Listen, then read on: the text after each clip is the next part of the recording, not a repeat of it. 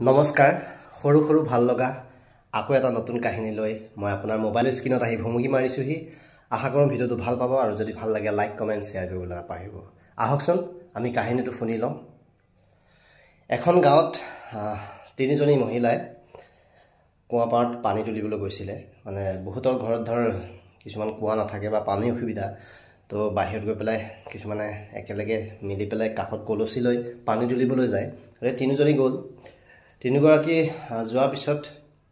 ইজনে সিজনৰ লগত আলোচনা হ'ল চিনাকি হ'ল খুদিলে যে তোমাৰ ল'ৰাই কি কৰে প্ৰথম গৰাকী তাৰপিছত তেওঁ ক'লে যে মোৰ ল'ৰা ইঞ্জিনিয়াৰ কৰে এজনে ক'লে মোৰ ল'ৰা বাহিৰত পঢ়ি আছে সফটৱেৰ ইঞ্জিনিয়াৰ কৰে কিবা কিবি এনেকৈ ক'লে তাৰপিছত যিজনী প্ৰথম মহিলাজনী সুধিছিলে তেখেতক উল্টাই তেওঁ বাকী দুগৰাকী সুধিলে যে আপোনাৰ ল'ৰাই কি কৰে যে মোৰ ল'ৰা খেতি কৰে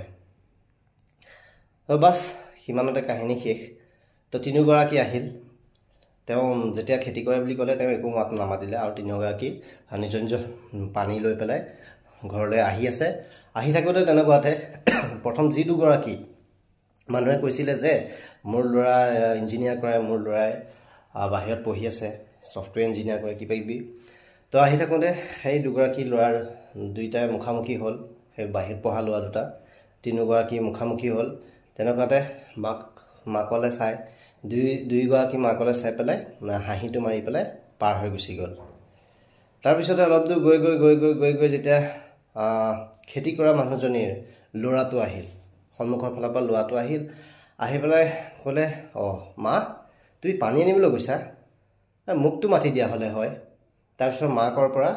মাকে যে কষ্ট কৰি পানীখিনি আনি আছে মাকৰ পৰা কলচীটো তেওঁ মূৰতে লৈ পেলাই